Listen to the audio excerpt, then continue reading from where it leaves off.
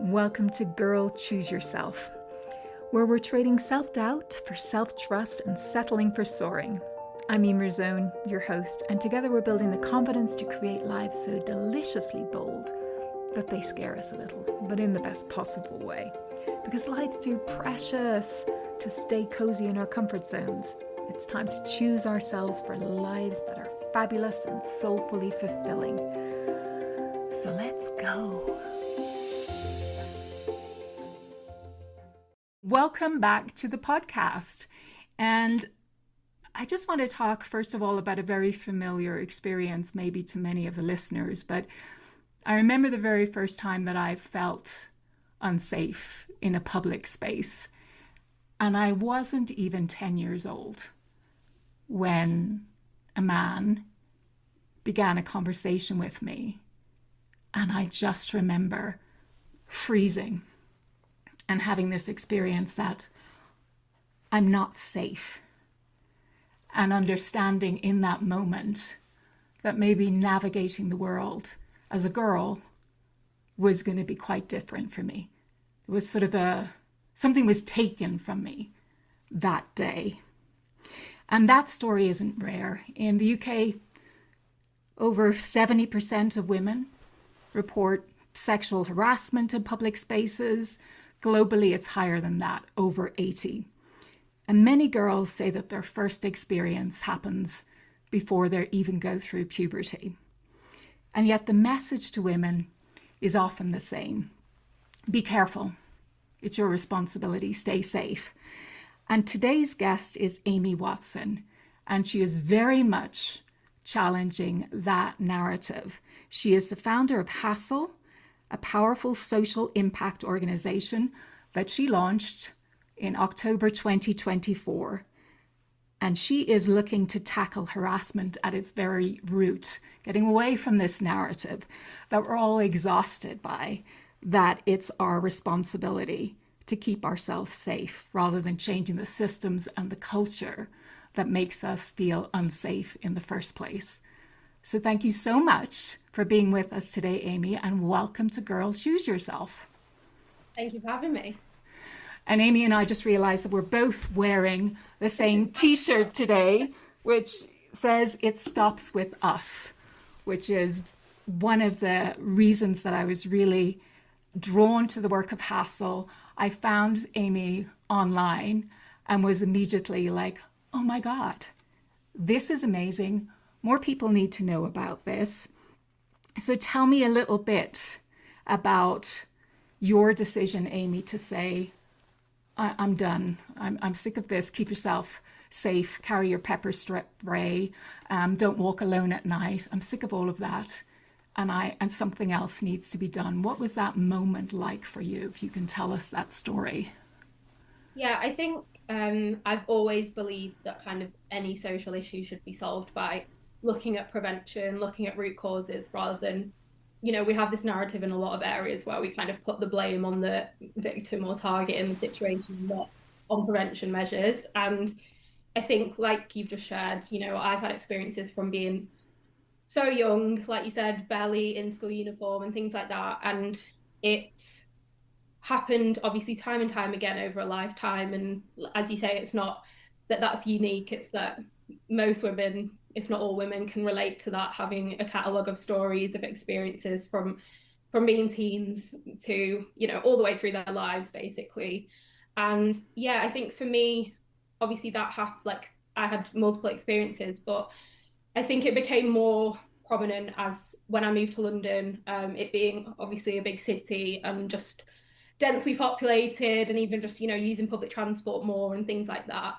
And yeah, I think it just came to a point where I was at so many different events, whether it was work related, whether it was socializing, whatever, and you'd so quickly get onto that topic, whether it was from kind of a frustration perspective or even just, someone followed me here and you're laughing about it or whatever, because that's kind of the world that we've been conditioned to live in and normalize, is that, this is just what happens to women and it's a fact of life. And yeah, I think there was kind of, especially like up to me starting Hassl, there was a number of incidents where They happened in public spaces where it was the middle of the day, it was crowded areas, I was doing everything to stay safe that people kind of say. And, I guess that was where it really hit home that it's nothing to do with what you do, and it's everything to do with the people who choose to commit that harm. And yeah, I always say for me, the kind of final straw was my friend, who was a colleague as well at the time, having an experience where she kind of, did everything right, if that's what you want to say, by the rule book, and had evidence of her experience, all these kind of things that people say, you can't go to the police unless you've got this information. And they didn't want to know, basically. And I think that was the final thing for me, where hearing her so upset and so frustrated, and she's like a really confident woman, and all that kind of stuff. I think when it happens to you, it's one thing, but when it happens to people you care about, that's kind of, I think, where where that true like anger kind of sets in. So yeah, I guess it was accumulation of so many different stories, but I always kind of say that was my last straw, I think, where I was just like, this is ridiculous. And then it was just that, especially with that whole interaction, it was just the fact that she had evidence, she went and reported it straight away, she did all the things that they say, and they still were like, what's the point? And I think if it happens to especially younger girls, where they don't have evidence, they haven't taken, they were too scared to record it or whatever, like what hope do they have if a really confident woman who had evidence, who did everything right in that situation, she didn't have alcohol in the system, she didn't have any of the things that say that we cause it, and they still don't want to know. And also, I like to think that in the UK we're relatively progressed compared to a lot of other countries, and it's just like, if that's the situation here, then it's definitely worse in many other places. So yeah, that was kind of my final tipping point, I guess. Absolutely. And saying this about, you think you're doing enough. This ridiculous conditioning that we have of keeping ourselves safe. And Yeah. this is our first time talking. So you probably don't know that I lived in the UK for 17 years and worked in the law and the legal environment, particular interest in discrimination law. And seeing the very difficult hurdles for women to cross to be able to make the case. And even when you're doing everything right, I think I have some statistics here about, only 1% of rapes result in felony convictions. That's from Soraya Chomali's All We Want Is Everything book. And that's alarming. So like you say, you can be bringing your case and thinking that, yeah, this legal system that is built to support and protect me won't do it. So there is this different responsibility that we have faced as women, that we've sort of conditioned ourselves. And I think you were speaking about your friend, this last straw moment of kind of going, damn it, like enough is enough. Something needs to happen, because it erodes, I think, and I'd love your thoughts on this. I think it erodes women's confidence in many areas, because they're carrying the emotional load of keep myself safe, don't upset him, Yeah. be likable, Mm-hmm. behave as expected, and all the time sort of scanning for the threat. How do you feel that sort of impacts us in the world generally? Yes, we're trying to keep safe, but I think, my feeling is that it's sort of absorbed and we permeate it, and it can lead to so many brilliant, fabulous women sort of shrinking a bit because they just feel the risk reward part is just too difficult to navigate. What are your thoughts on that?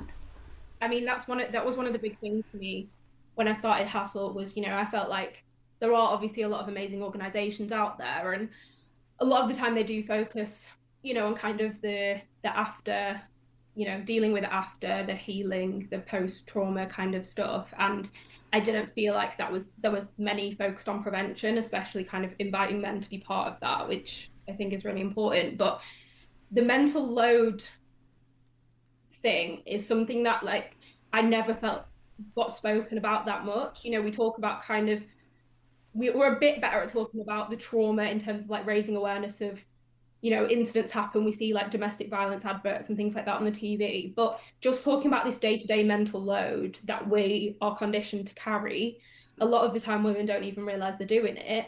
And, a lot of the time when we're doing sessions, that is something that becomes apparent because we'll talk about the mental load in a way to kind of raise the awareness of men, for men to sit there and be like, well, I don't do that.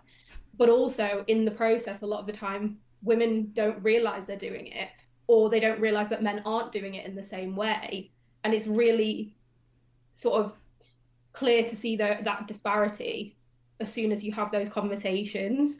It's actually one of the activities we have in our free education resources, like a mental load checklist. And we encourage people to do it, especially with people, especially, if it's a partner or something of the opposite gender, where you can kind of sit and just both tick it and then compare the day-to-day things that you do. It's a lot more powerful sometimes than just kind of talking about violence as this abstract thing.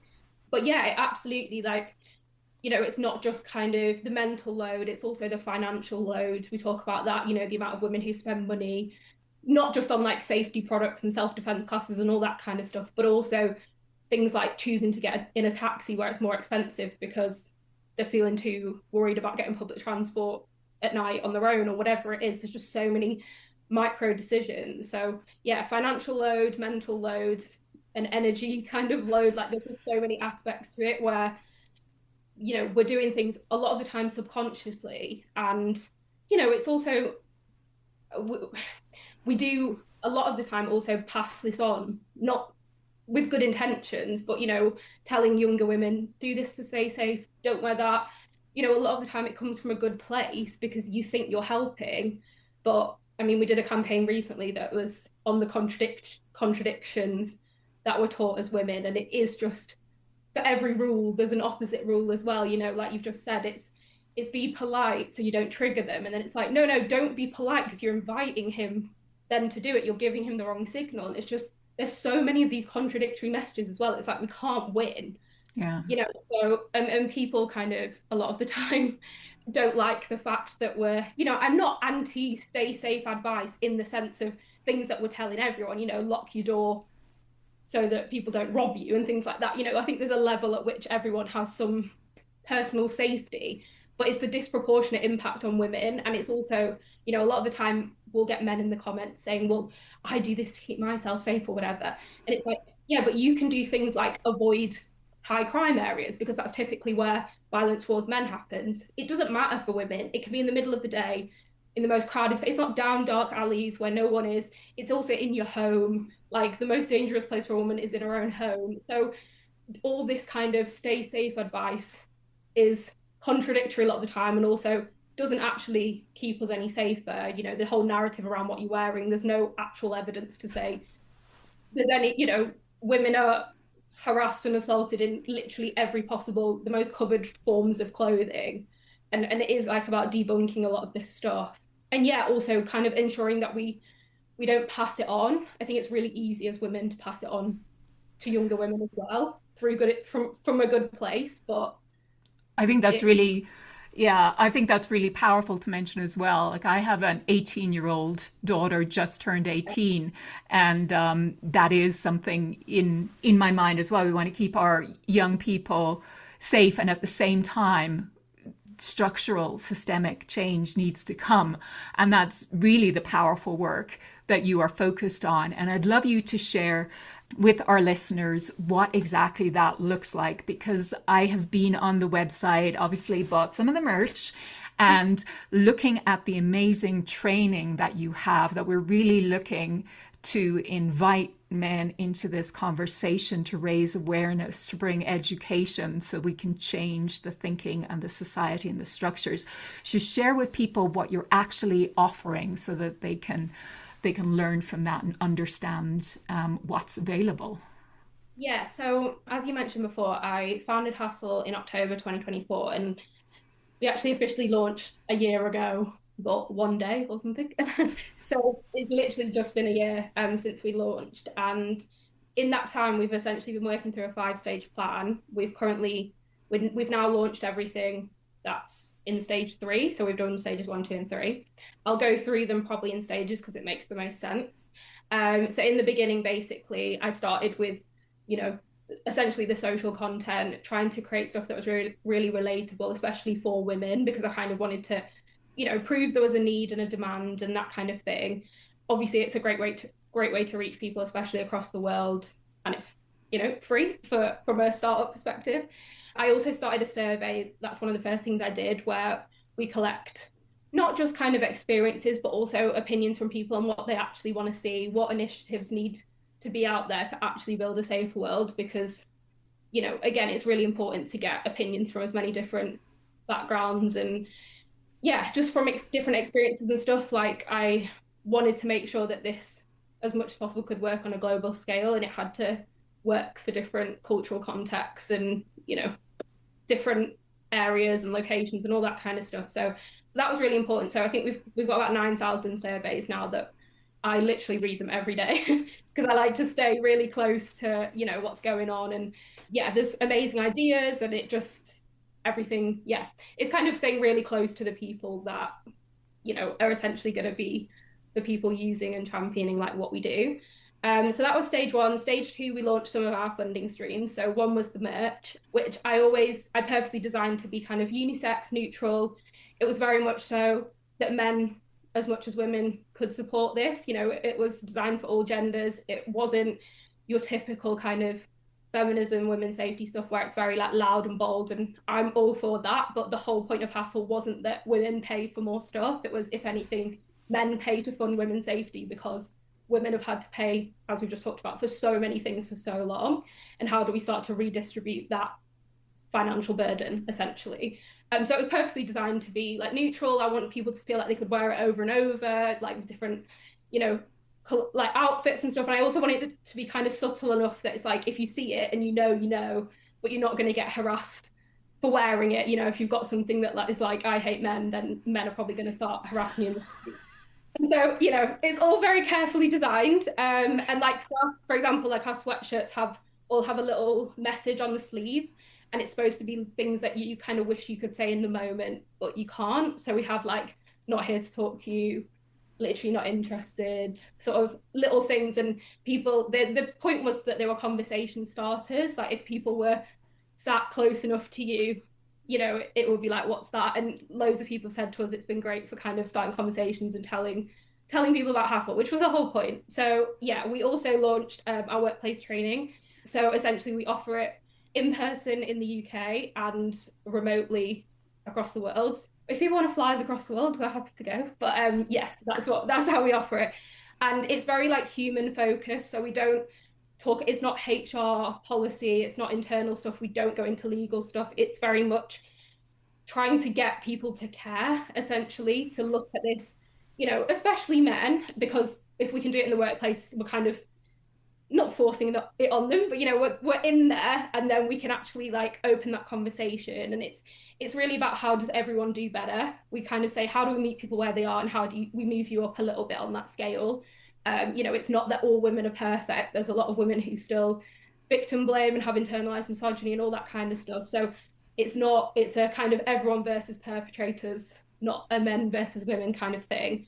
But yeah, it's just more like interactive. We do a lot of things where it's just, I share stories, we kind of show some videos and things like that. So it's a kind of half-day session, and they've been really well received so far. And as I say, I just wanted to do something different that wasn't kind of, I know a lot of the time like harassment training can feel quite patronizing, and just, it's also like, don't assault women, basically. And it's like, well, the men who don't assault women are then like, okay, cool, nothing to do with me. Whereas we're like, everyone can do something better today than they did yesterday, and meet you where you are, move you up, that kind of thing. So yeah, and then stage three, which is like what we've just finished launching, was a combination of awareness campaigns. So try to do stuff that really, again, isn't just men don't assault women or women stay safe, but actually like really highlighting the social conditioning, or that we need to focus on men doing better. So we've launched 4 campaigns, which essentially cost us next to nothing to make. And we have about 10 million views on our platforms completely organically, another several million on other people's platforms who have shared it, which is amazing. So definitely getting out there. We're going to also add them to our online resources so people can use them in schools and stuff for free, because we've had a lot of people asking that.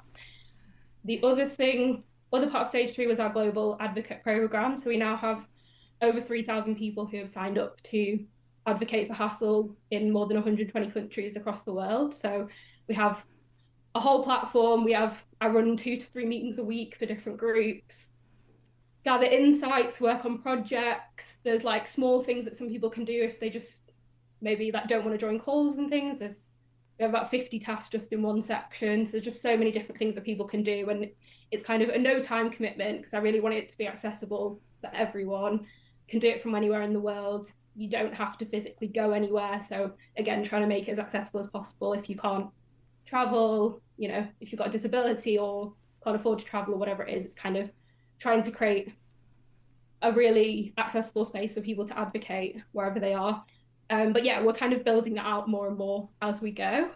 And then the final thing was our free education resources. So we've essentially just launched a library of resources, activities, courses, conversation prompts, primarily designed for men to essentially help them better understand women's lived experiences, how they can actually help and not get it wrong and not feel like they're talking for women and all this kind of stuff, and just trying to unpick a lot of the myths and things that are out there, but in a way that feels, hopefully a little bit, a bit more interesting. And like as I say, we've had really amazing feedback so far, which has been great.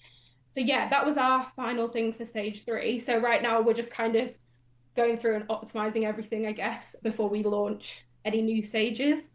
I have a lot of things planned. We have so many partnerships that we're working on. So it's all about trying to put the responsibility on businesses and not, long term, I want to be funded entirely or majority by sort of the B2B side of things, with working with different companies and public services stuff. Obviously short term, kind of a bit more public facing. But yeah, it's kind of trying to not just campaigns and stuff, but trying to really build prevention initiatives and integrate them into whatever industry they're in. So we're trying to kind of work with people who want to be the pioneer within their industry, especially more like male dominated industries. So they're going on. So hopefully they're going to launch throughout this year, next year, and however long we can do it for. We also want to launch school programs, which is something that's in stage 4. And in stage 5 is reporting tech. So in the background of everything else, been planning and working on technology that hopefully can break down as many barriers to reporting as possible. Kind of all the things that, we've talked about some of them already, but trying to not make the experience as harrowing as it is right now. So a lot of the partnership work we're also kind of doing is connecting with organizations that make sense to be involved in that technology. So yeah, I'm also writing a book. Of course you are, because you're not busy enough. Yeah, in my free time. So that's all about like meeting people where they are, especially men. Again, trying to come from a place of like empathy and grace, and trying to take people on that journey of like why this matters and how they can be involved. So yeah, that's everything, I think. I've also got some other things that I'm working on, but I can't really talk about them yet. So you've got plenty. You've got plenty, and it's so inclusive. I've been going through some of the online resources and the questionnaires, and particularly looking at the ones that I think are so important, is the, getting men involved, helping men to know how to start the conversations and how to be strong allies. And over the news in the US in the last couple of weeks, there was a lot of news, in particular after the men's ice hockey team were recorded in a room being very disrespectful by laughing at the idea of having to invite the female ice hockey team to the White House as well. And that was just one of these moments that men who thought, oh, we're the good guys, were being called out and dragged on social media. And then they tried to, put a Band-Aid on it by posting cute little pictures of themselves with their daughter, or posting, this is my favorite female athlete, but nowhere in it was an apology or a recognition that harm is caused in these ways by just not thinking.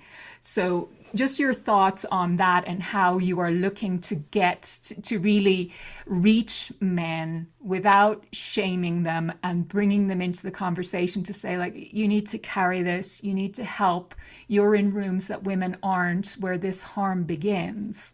If you could just speak to that, Amy, that would Yeah, be yeah. great. Well, so yeah, I think a lot of the time, the nature of social media is people stumble upon what we're doing and they go, well, you're not just gonna educate bad men into changing. And I'm like, that's not the strategy though. Like it's a lot more complicated than that. Obviously, if you see a 2-second video, that's kind of the takeaway. But as I say, like when I first started socials, the whole thing was aimed at women on purpose because I knew that women were going to be the ones first to, I guess, verify that this was needed and that it was important, and also that they were sick of it being just on women to do this and that kind of thing. But also, I knew that it would grow much quicker first if we went for women first, essentially, and we knew we'd kind of find people that would advocate for us. So that was always the plan. And then over time, we're starting to shift that content. So we've already started doing a lot more content focused around men, essentially. So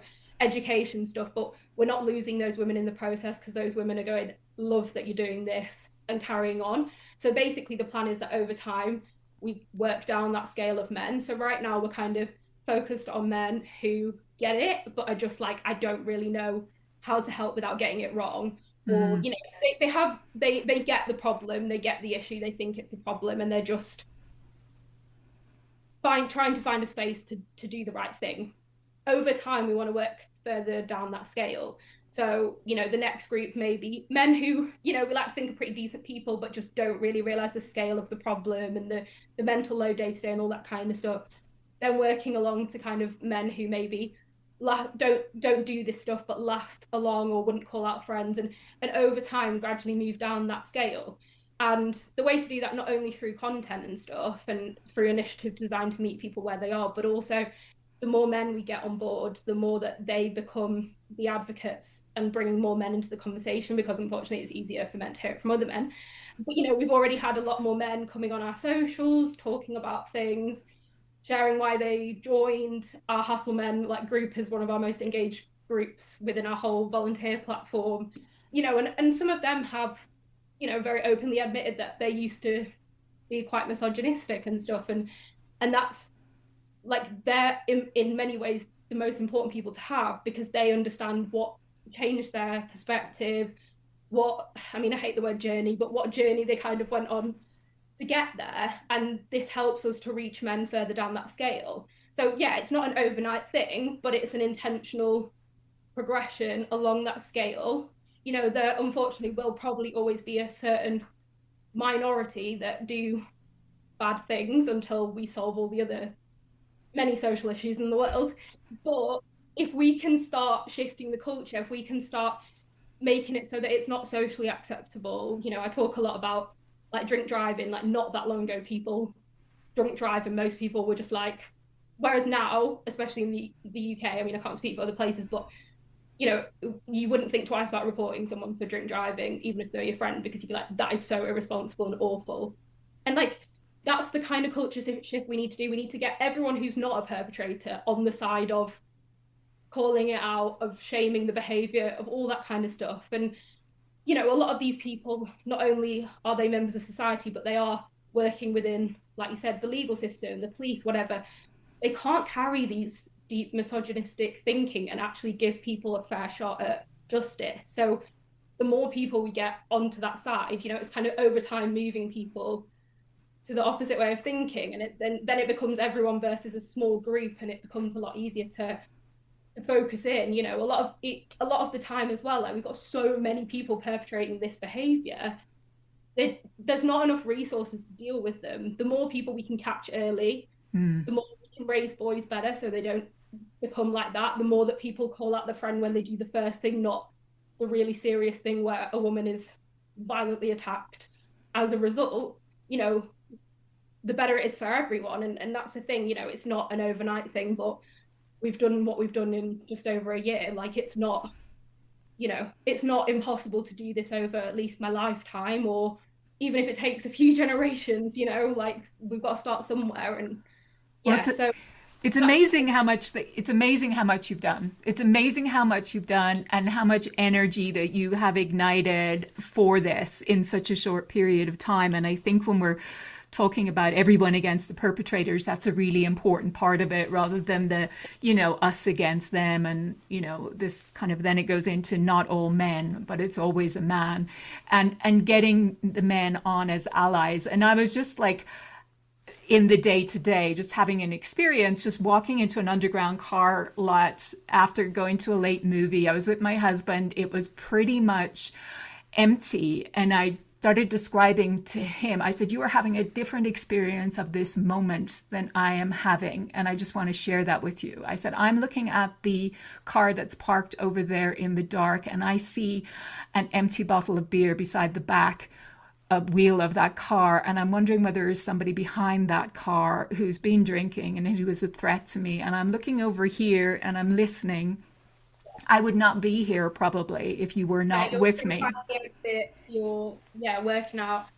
Yeah, we talk about this a lot, like even in our Hassl Men group, and obviously right now, as I say, like the majority, I would say, are pretty there in terms of like getting. We do have people along the scale, but that's the kind of group we're targeting right now. And I talk to them about this stuff. I say, like walking down the street, if there's a car and someone sat in it, I'm not walking right past that door, because what if they open it and grab me? Or I get in a lift, even if it's in the middle of the day, or elevator, but even if it's in the middle of the day, and if I get in and it's just a man or men in there and just me, even for a second, like obviously I know that I'm still probably okay, but it's being trapped in a space that you can't get out of. It's the same when I get on the tube. If you get on a carriage and there's only one man in there or a few men and you're the only woman, it's just that immediate thought process. And we talk about this a lot because they're like, yeah, I wouldn't think about that.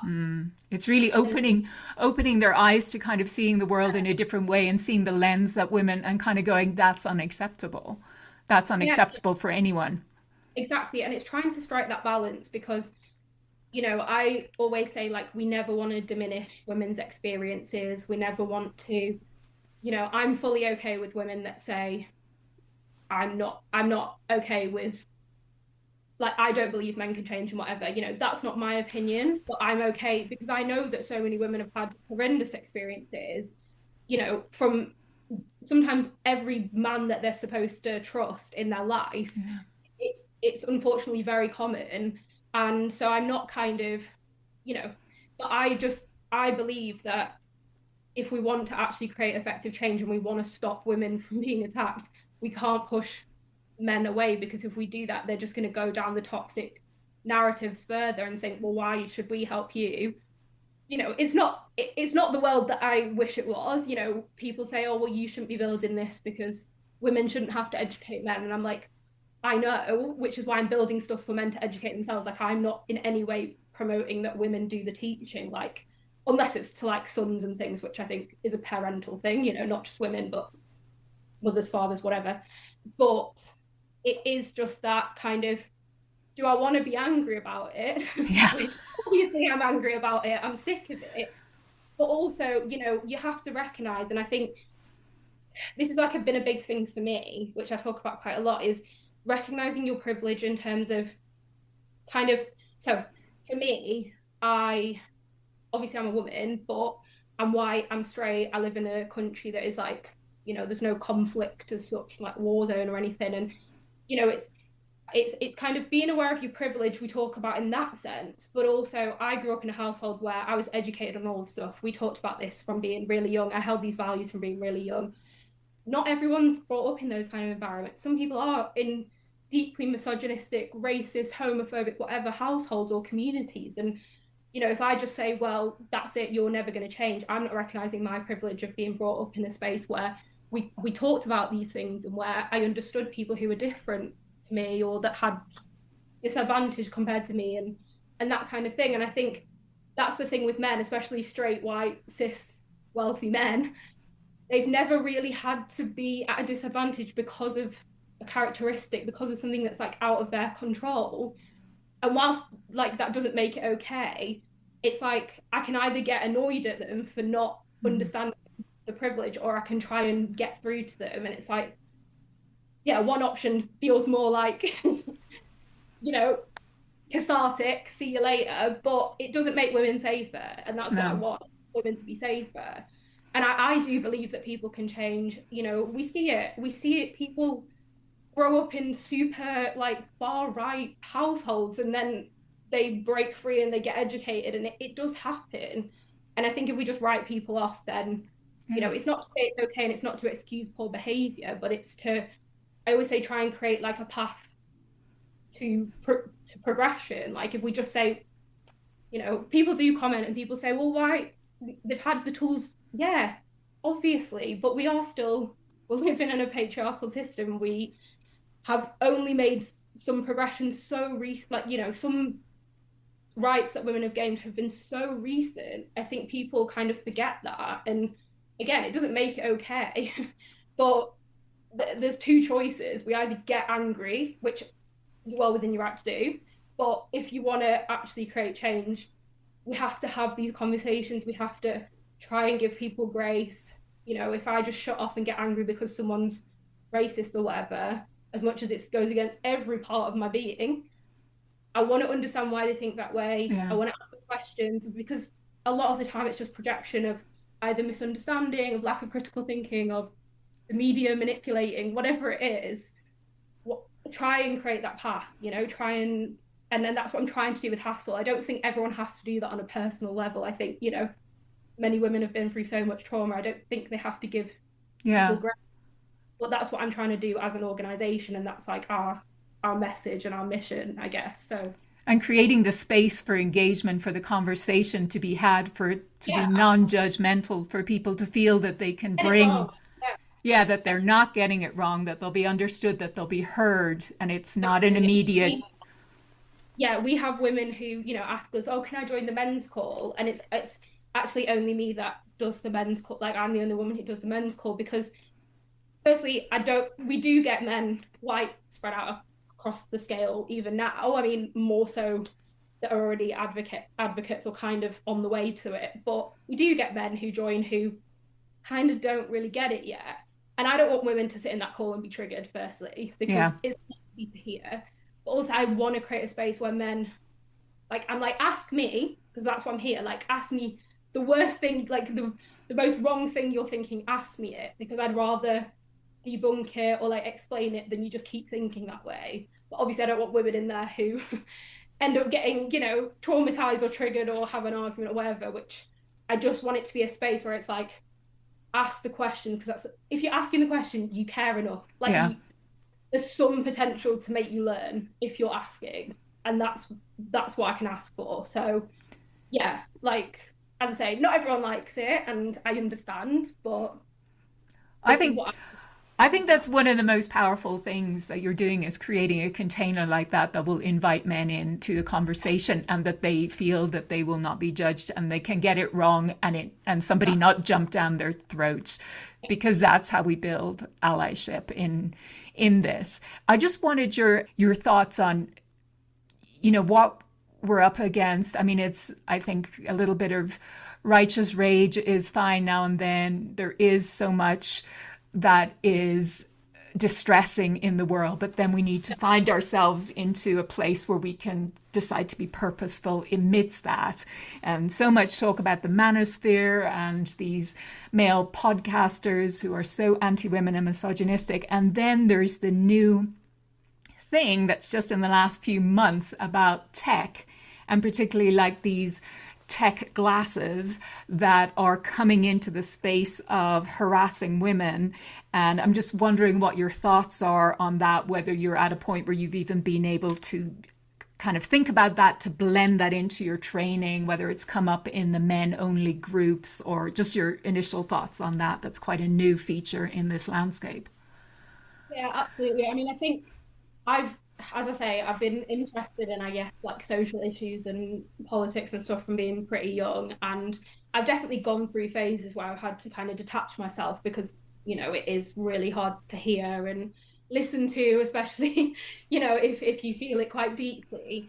And I think Hassl for me is that outlet where I don't have to sit and wallow about the world. Maybe wallow is the wrong word, but you know what I mean. I don't have to feel so helpless. Like it's a horrible feeling when you just see all these awful things happening in the world and feeling that there's nothing you can do about it. And I was just like, I need to channel it somewhere. I can't just sit and, you know, and I think that's why a lot of people get into advocacy. And, you know, that's one of the things from, I guess, from personal, you know, experience, you've probably seen we get a lot of hate comments and horrible messages and Seen things like them, that. yeah.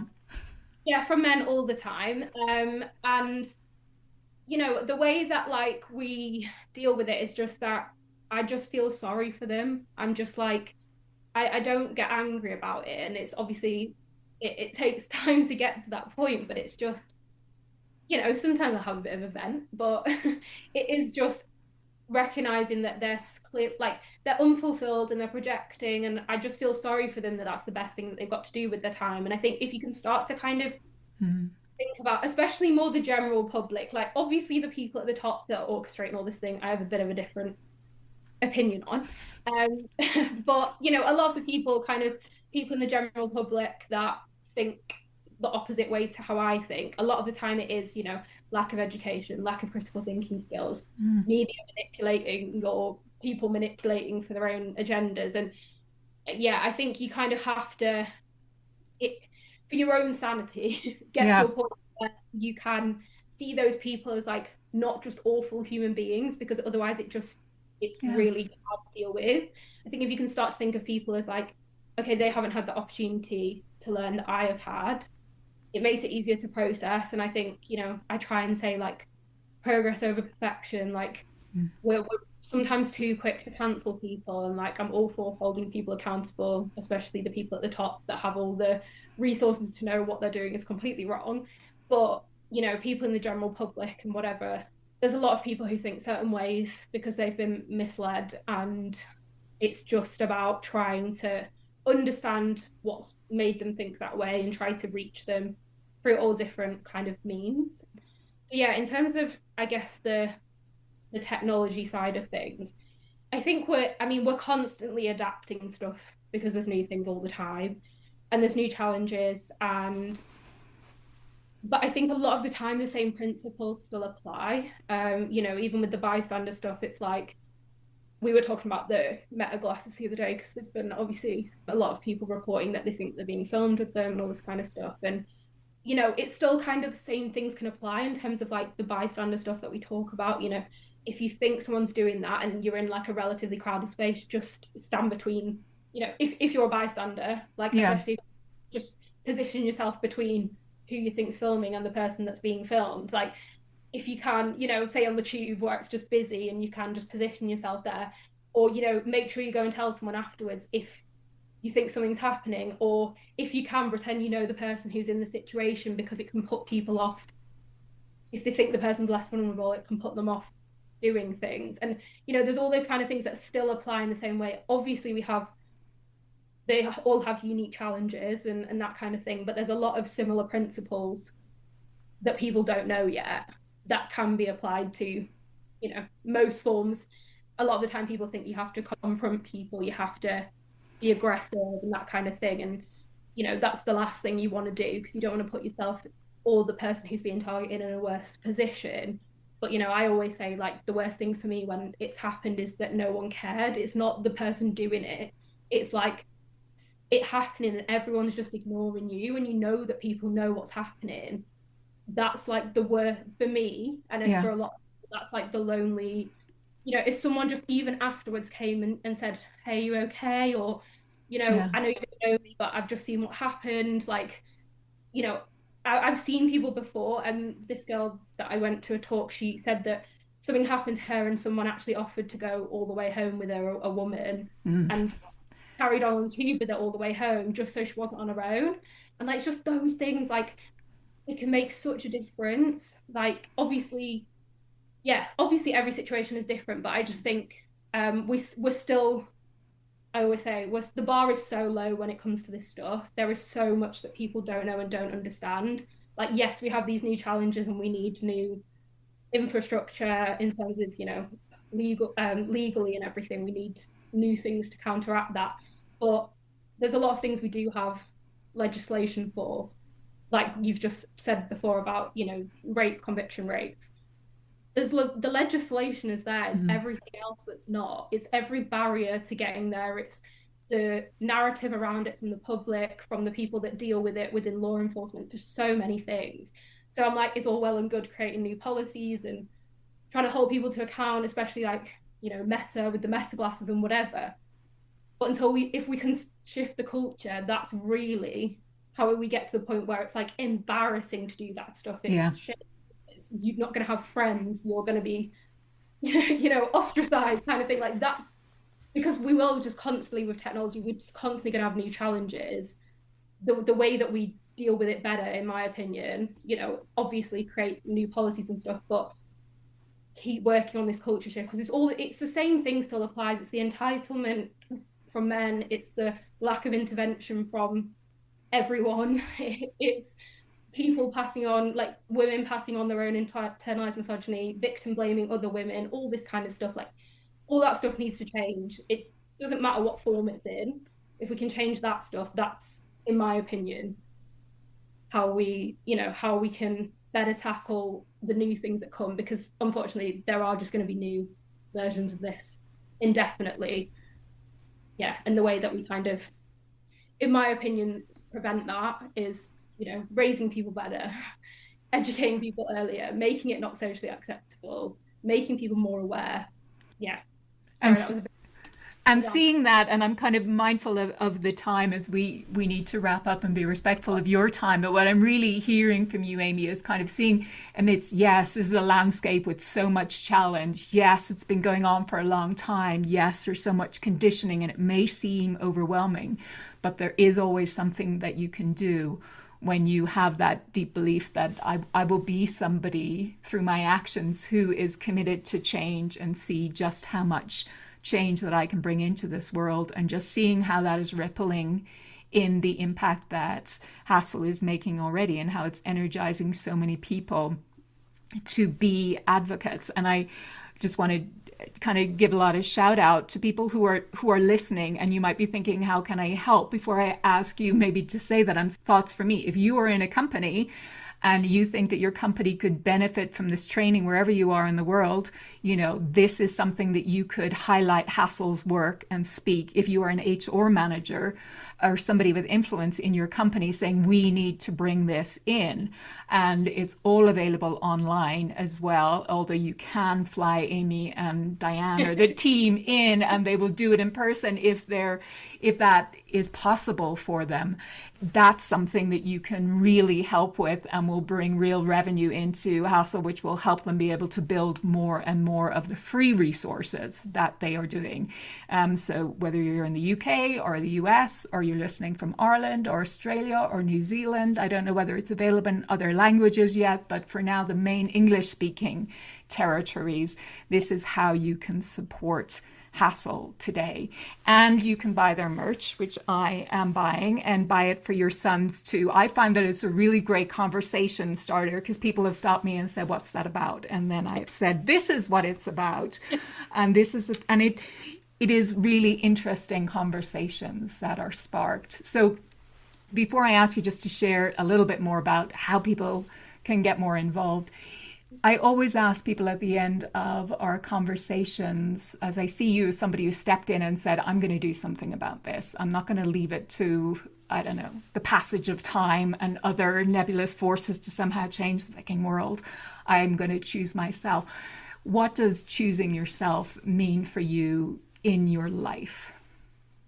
Yeah, I think not to say that I'm not like super grateful for people who praise what I do, but I do think, as I talked about before, it is such an outlet for me, having always cared about things like this. And there is so much, unfortunately, horrendous stuff happening in the world that I kind of feel, yeah, not that like this was, I guess, me choosing me, but I knew that I always wanted to do social impact, like from as as young as I can remember, really. And I think I was at a point where I I had a job and I loved my job, and it was a good job and everything, but I just was like, that's missing for me. Like, I just need to be, this is what I need to be doing. And also, like, just from the personal frustration of this happening, even just when it happens to me now, like, I think even though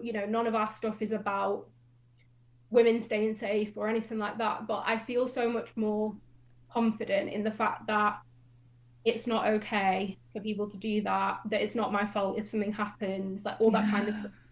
Even though I kind of already knew that, it makes me, like, even just doing this has really like reinforced that in my brain, I think. And I hope that's what it brings to a lot of other women as well. Like, it's not about you doing better, but even just that mental, so often we blame ourselves for those things that happen, and again through conditioning and stuff. And I do think, yeah, it's been an outlet for me. It's been a way that I get to do what I've always wanted to do. And yeah, I guess, like, in I guess that's me choosing me to an extent. And it is, there's nothing, to me, there's no money in the world that could give me the same feeling as like doing this. Like, it's Mm. just, when people say, why don't you start a business to like make yourself money? Because you could probably do that. I'm like, I don't care. There's so much horrible stuff happening in the world. I just want to do something. I just want to have done something in my life to make it better for, even if it's just one person. Like, that's, to me, yeah, that's me choosing me, I guess, Yeah. in this matter. So, yeah. And I just want to say thank you. Thank you for choosing to do this work. Thank you for being the spark that is lighting this fire in times that feel quite dark sometimes for all of us. And for those of us, I'm 56 years old, who have been walking through this world and navigating this for such a long time, and now parenting through this, and seeing what you're doing is inspirational for me and for so many others. So I'm deeply grateful for you and for your time today. What would you like to leave our listeners with? Maybe it's a message of, this is one thing that I would like you to get involved with, or a message that you'd like them to take away from our conversation today. Yeah, I guess two things from a Hassl perspective. Obviously, you've mentioned the training, but the free resources that are online, you can access them. You can do them with your family, with your friends, with your colleagues. There's activities. They're really designed to not make people feel accused, but make people shift their thinking. And you as well, no matter how switched on you think you are, there's stuff for everyone to learn. So if you can take 15, 20 minutes to do one course, like, do it. Like, as many people as possible doing that, pass it on, especially to men in your life. We're really trying to empower men to make the change so that women don't have to shoulder this burden alone, and eventually at all. That's the plan. I guess from like a message perspective, it is that progress over perfection. I say it a lot, and I do think sometimes we are too quick to just write people off, or for someone to do one thing that's not quite aligned with what we think, and be like, they're an awful person. And I get it. I have like really strong opinions, like values.